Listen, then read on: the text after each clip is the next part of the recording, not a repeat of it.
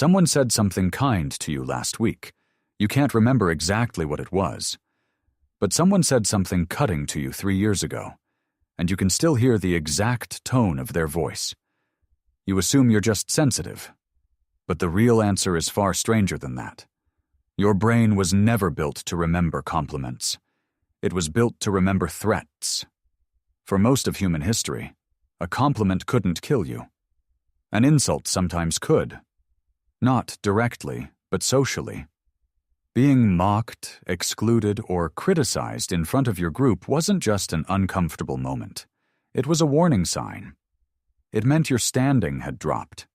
It meant you might be next in line to be pushed out, and being pushed out of the group thousands of years ago could mean starvation, exposure, or death.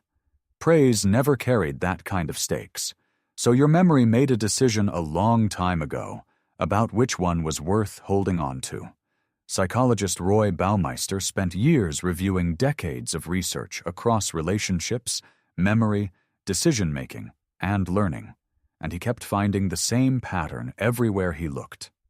Bad events, bad emotions, and negative feedback consistently affect people more strongly and get remembered longer than good ones of equal size. He called this asymmetry a fundamental feature of how the human mind works, not an occasional bias or a personality flaw. It shows up in gamblers, in couples, in employees reading performance reviews. The bad outweighs the good almost every single time. Think about how this plays out at your own dinner table. You could receive 10 warm, genuine compliments in a single day.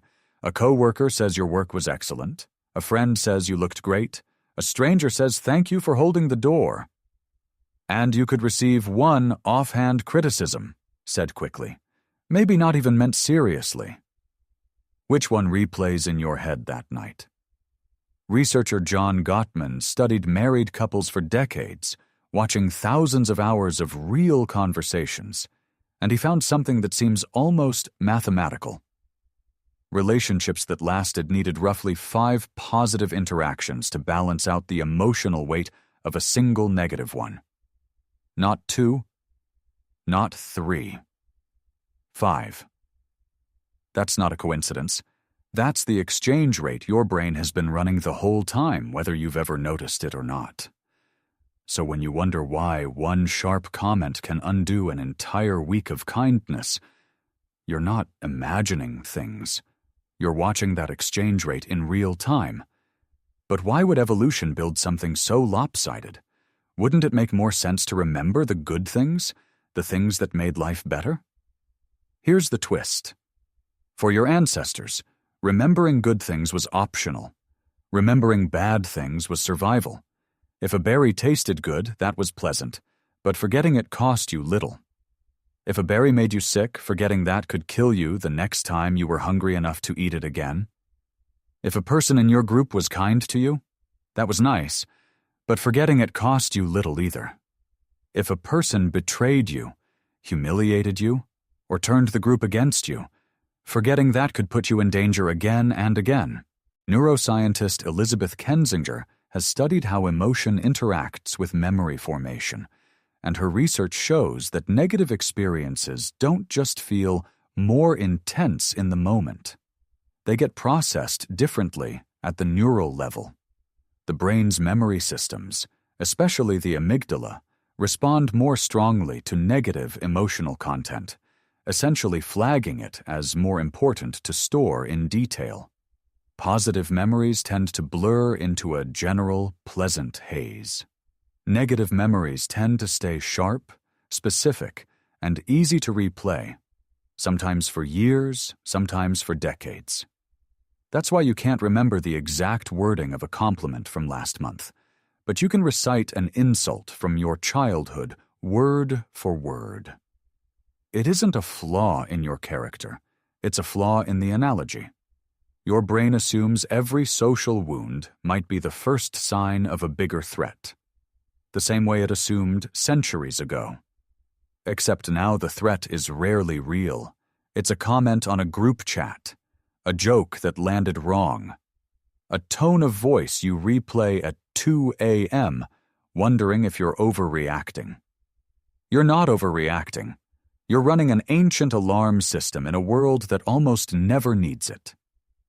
Think about the last time you got useful, positive feedback at work. You probably felt good for an hour, maybe the rest of the day. Now think about the last time someone criticized you in a meeting. There's a good chance you can still describe exactly where you were standing, what they said, and how your stomach dropped. That's not because the criticism was more important. It's because your ancient threat detection system treated it as more important, whether or not it actually was. This bias doesn't just shape memory, it shapes how you interpret entire relationships. If a partner does 10 thoughtful things and 1 thoughtless thing in a week, your brain doesn't average those out evenly. It leans hard toward the 1 thoughtless thing, and if you're not careful, that single moment can start to feel like it defines the whole relationship. Gottman's research found that couples who understood this asymmetry and who deliberately worked to outweigh negativity with enough positive moments were far more likely to stay together. Not because the bad moments stopped happening, because they learned to work with the exchange rate instead of against it. The same asymmetry shows up in how you think about yourself. One mistake at work can echo in your head for days, replaying on a loop, even while 10 things you did well that same day vanish without a trace. That's not proof you're bad at your job. That's proof your memory system is doing exactly what it was built to do, just with the volume turned up far louder than the situation requires. So, what do you do with a brain that's wired to hoard every insult and misplace every compliment? You can't turn off the alarm system. It's not a switch. But you can start noticing when it's firing for a threat that doesn't exist anymore. When an old insult resurfaces in your head uninvited, you can recognize it for what it is. An ancient warning system reacting to a danger that passed years ago. And when you notice yourself forgetting the kind things people said to you, you can choose to write them down, say them out loud, or simply pause long enough to let them register as more than background noise. Your brain won't do that work for you. It was never designed to. For most of human history, forgetting an insult could get you cast out of the only group that kept you alive. Forgetting a compliment cost you nothing at all. That imbalance kept your ancestors safe. It's the same imbalance sitting quietly behind every sharp comment you can't stop replaying tonight. Someone said something kind to you last week. You still can't remember exactly what it was. But maybe now you understand why. And maybe that's the first step toward remembering it anyway.